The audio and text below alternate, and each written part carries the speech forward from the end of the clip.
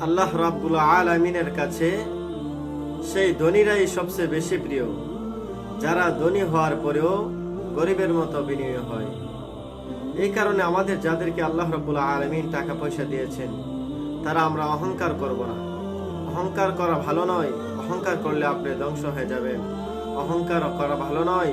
যদি আপনি নিজেকে ছোট মনে করেন, দেখবেন আপনার মান সম্মান ইজ্জত আল্লাহ তাআলা অনেক বাড়িয়ে দিবে। যে যত নিজেকে ছোট মনে করবে, আল্লাহ তাআলা তাকে আরো উপরে উঠাবে। আল্লাহ তাআলা তার মান সম্মান ইজ্জতকে আরো বাড়িয়ে দিবে।